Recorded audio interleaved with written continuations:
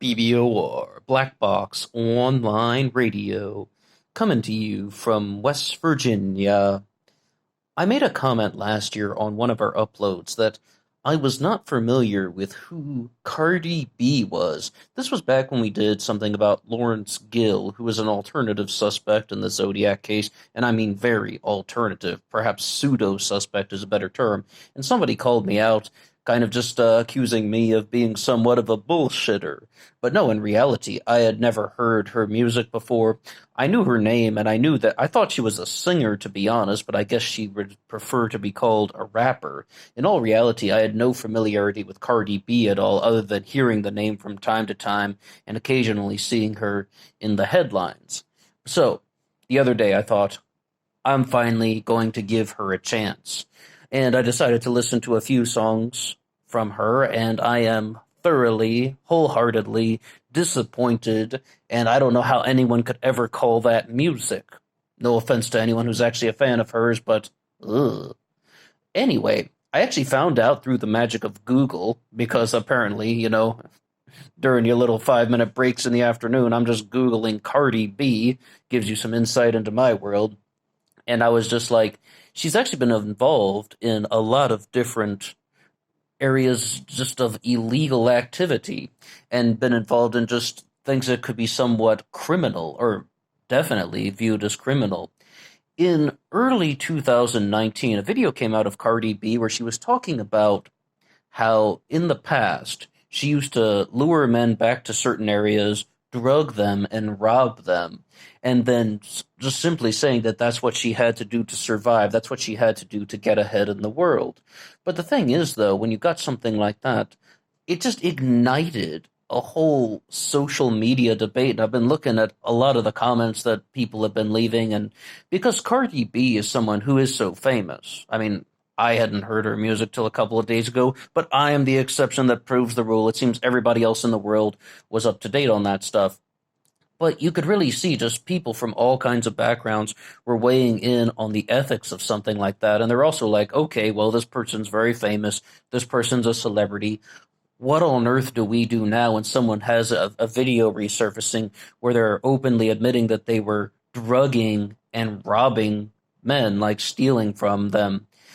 Now, that came out in early 2019, but what is current and contemporary? It's now January of 2020, and about, less than 30 days ago, somebody posted an article on the website Mother Jones. And I think I used to hear things from Mother Jones on MSNBC. I think they used to have regular contributors and people like that who would show up on MSNBC and such. But the thing is, what I would say about that is just that they listed Cardi B as one of the heroes of the decade. And I was like, well, what's this all about? And they're talking about how she used to be a sex worker, she used to be a stripper, and she owned it. She didn't try to hide it, she didn't try to conceal it. And it's more just about representing yourself, being honest with things that happened in the past. But this is also heavily tied to just the concept of ethics. And people are like, I mean, when you sort of look at the responses to something like that, they're just like, well, she openly admitted to committing crimes like drugging men and robbing them just for profit. Now, when I was watching the show from Stefan Molyneux's channel, he mentioned that Cardi B used to work as an escort, but in this Mother Jones article, she says very clearly that she was never an escort, she never accepted money in exchange for sex, and actually just performing at private events is something that many strippers do to earn money, and once they start, like, the concept of escorting, then that actually interferes with the business and makes things a little bit more complicated for someone who is trying to be a stripper. Is that the truth? I don't really know. I wasn't there. I could definitely see why somebody would want to hide that. But at the same time, I mean, I'm not really sure. That's between her and the people that she was involved with. What she has admitted to is drugging men and robbing them. And when you sort of see something like that, look what happened with Bill Cosby. Look what happened with that situation. People were like, this person is very famous. This person is somewhat of a cultural icon. Bill Cosby was a very famous individual, and they were just like, he is not above the law. I mean, granted, though, and there have been numerous comparisons between Cardi B's actions and Bill Cosby's actions.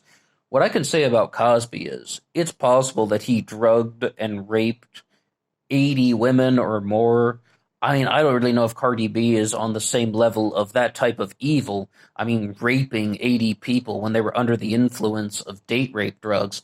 That's, but I mean, it really is a level of evil that was ignored for a long time because people thought that this person's very famous, this person's very powerful, they have an enormous amount of influence. And over the past several years, what we have seen is that people are just supposed to be like that type of behavior is unacceptable. But then what do they do with somebody like Cardi B, someone who is of a different profile, rather, someone who has a different type of identity than that of Bill Cosby? I think you can catch the drift. What would they say to somebody in that particular situation? Because a lot of people are just viewing this as, something where are we going to have double standards? I mean, should anyone be listening to her music? And one of her videos on YouTube had 1 billion views. I mean, definitely not something like BBOR, if you know what I mean. But the thing is, though, it's just like people are just like, where do you draw the lines on acceptability?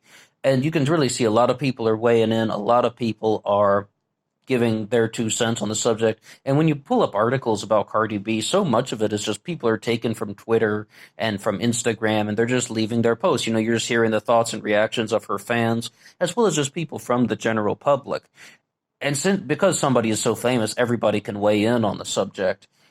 Now, in the summer of 2019, Cardi B was indicted on felony charges after something involving a strip club brawl. I was just kind of glancing at some of the things that she was actually indicted on, some things that looked like they could face some serious jail time. She appeared in court later in 2019, and still, after all of that, someone still said she's one of the heroes of the decade in this Mother Jones article. But the thing is, though, we want to talk about that sort of court appearance, strip club brawl. I was just glancing through the stuff, didn't really find it that gripping and compelling. And this might be a point when they can talk about the double standards in the music industry, because so many people who are involved in the rap world have a past that is somewhat checkered, that has some tie to the hood. I mean, she definitely wouldn't be the first person in that particular angle. And I forget if it was the Vogue article or maybe it was a different one where they're talking about are female musicians and performers and rappers being held to different standards than men when it comes to having a past involving criminal behavior. And this was something that came up. I mean, it really comes up with Cardi B a lot because you see this all the time, just in just countless articles. They're like, is she being treated differently because she's a woman? We talked about some of the ways where there actually might be a sense of unfairness directed toward her, and then there's also unfairness in terms that of ways that she could benefit. When you want to mention unfairness directed toward her, they're just like, many male musicians were involved with illegal behavior in the past. Are they trying to come down harder on her because of her identity? And I would say, though, that the answer to that is probably no. Once again, if somebody's getting 1 billion views on YouTube and some of their less than desirable attributes come to light, they're gonna talk no matter what. Even if this had been Psy, the Gangnam Style guy, the first guy to get 1 billion views, they would come down hard on him if they found out that he was drugging men and robbing them in hotel rooms years ago. Why? Because they are famous. I mean, this male or female, no, people want scandal, and I mean, it's very entertaining for people to follow scandalous behavior. But the other thing to really say about it is just that people are going to go after famous individuals no matter what they say or no matter what they do. One of the big motivations about why Cardi B was included in this article about a person of the decade, a hero of the decade, despite all of the illegal things that she's done, is that they're like, hey, she's a woman, and she has owned and accepted it. And in all reality, they believe that maybe she has brought less shame to the concept of working as a sex worker. But we've talked about this on the channel before. Like, I know this is a small channel, but we have a few daily listeners. They've heard me talk a lot about Scott Adams and persuasion in a world where facts don't matter. We had some discussions about that last year. Some of the things he talks about are persuasion tactics. And Cardi B is using a lot of them. And one of the persuasion tactics that we mentioned is that if you make a mistake or if you get caught in a tricky situation, you don't deny it, you double down on it. And that's why I mean, that was sort of the thesis statement of this Mother Jones article that was saying that Cardi B was a former sex worker and she was perhaps involved in illegal activities, but she doesn't deny it. She just accepts it and says, yeah, whatever, no big deal. I did it in the past. I was wrong. Or just when it comes to the concept of being a stripper, she just simply says that she did it. And it's just kind of deflecting, it is dodging. And with that type of things, it's going to be very difficult for people to use that to damage her reputation or damage the public perception of her. But the thing is, though, some people are very much aware of that. And as I said, though, they just post loads of things from Twitter and Instagram from people that used to be fans of her that are just like, well, hey, she's talking about drugging men and robbing them just to get ahead, and then she doesn't even seem to deny or show any remorse for that. That is just manipulation. And I have to be like, yes, that's exactly what we just said. Persuasion tactics, manipulating the public perception of oneself. And it seems like Cardi B is actually somewhat good at that to a certain extent. To get to that level where you're putting out music and content that is that high up in the ratings and on the charts. And there was something that came up that was Cardi B the first female rapper to have multiple #1 hits in a row or something like that? As I said, I'm fairly new to just learning anything about her. I mean, I can't even tell you her real name off the top of my head. I mean, I read it a few times and it was something different, let's just say that. But the whole point is, it's like, they're like, she is somewhat good at manipulating public perception. To get to her level in the music industry, you either have to be very good at manipulating public perception, very good at public persuasion, or you have to be familiar with somebody who is very good at manipulation and public persuasion. So, are these things really going to come back to haunt her? No, probably not. But I would really think that it would depend on how victims are going to come forward. Because one of the things that we're aware of in the new millennium is that there is a certain sense of unacceptability, for lack of a better term. There's certain things that are just unacceptable. And just because somebody is famous, it does not mean that they're above the law. And drugging people and robbing them because you wanted money, because you didn't want to take on a more honest living, it's like, how really is that a justification? And a lot of people are saying it's like no one should ever listen to her music ever again because that video came out and she's talking about things that are very much illegal. And if you're going to bring the hammer down on somebody like Bill Cosby, even though once again he was involved with rape, I mean, if he's going to be serving jail time, they're like, why isn't she being prosecuted in a different way? And it seems like, though, no matter what's going to happen, she's probably going to be involved in a lot more illegal activity. This is another thing that we've mentioned from a few things like the Channel Bulldog mindset, as well as a few others that talk about just people in general. How you find them is how they are. If someone has financial trouble now, in 20 years, they're also going to have financial trouble. If someone is kind of living sort of a life off the rails, that they're a little rocky and a little unstable, 20 years from now, they're going to be a little bit rocky and a little bit unstable. And somebody like Cardi B, who is going to be doing a little bit of illegal activity here, a little bit of gray activity here, a whole lot of illegal activity over here, 20 years from now, it's going to be the same thing.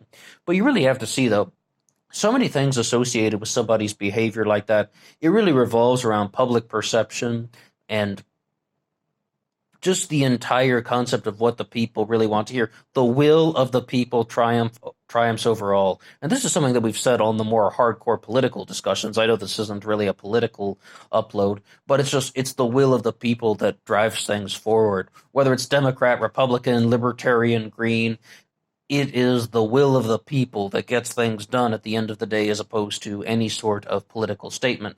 Cardi B issued a tweet recently saying that she wants to have a career in politics, and some of the lines that she puts out resonate with people a little bit more because she's very anti-political correctness, which lots of people are anti-political correctness. I'm anti-political correctness. But she put out another line in a different way that said, fuck respectability politics.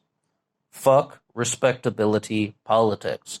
And when I heard that one, I was just like, well, I mean, I'm all for being against PC culture and such because it's really limiting what people can do and what people can create, and it's sort of done on a more arbitrary level. And I don't really think that needs too much of an explanation. A lot of people are very much aware that the concept of political correctness is just about power tripping. It's just about people are going to be using the double standard to no end. Oh, if you think the person's funny, then it's acceptable. If you find the content entertaining, then it's acceptable. So, but oh, if you just didn't happen to like that particular content because it didn't suit your entertainment needs, nope, that's bad, and that should never be uttered. So much of PC culture is just tied to the concept of power tripping. But when you say fuck respectability politics, um, there really comes a line, though, and that's kind of bordering on the edge of lacking human decency. I'm not exactly sure what she meant by that. Once again, I'm not very familiar with her. I just went on a bit of a Google search tirade, and the whole point is, I mean, should she be held accountable if she was admitting to drugging men and robbing them purely for profit? Should she be held accountable? Yes, absolutely. Should people still listen to her music? I'm not going to listen to Cardi B's music because, to be honest, it just sounds like absolute BS. I mean, so bad. It's just cacophonous. Because you even call that rap? I don't. I mean, some people must be fans of hers, or maybe they just like her personality or something like that. Not really flying on my book. I'm not going to be adding her to the playlist anytime soon. But at the same time, though, she is resonating with a lot of people. And here's a big thing that we got to mention. People like her have influence. People like Cardi B have influence. And a lot of people are just going to be like, hey, yes, they don't like her message. They don't like what she stands for. They don't like what she has to say. But she has influence. She can connect with an enormous amount of people. And I think that that's what the Mother Jones article really wanted to convey. They were like, she worked as a sex worker in the past. And by sex worker, we just mean a stripper. She's been very adamant that she was not an escort. She worked as a stripper in the past. But she has accepted that and is bringing less shame to people who are in that particular profession. All right, bravo. I commend you for that. I mean, if someone works as an exotic dancer, then they don't need to be shamed and ridiculed for that. We're on the same page. Drugging men and robbing them, completely illegal. Strip club brawls, once you start bringing in brutality and assault and battery into the equation, all right, now you're in some legal hot water, and they should feel the full wrath of the law. Well, that's all for me now, and I would love to hear what anybody has to say about Cardi B just being a little bit different today. But that's all for me now. Until next time.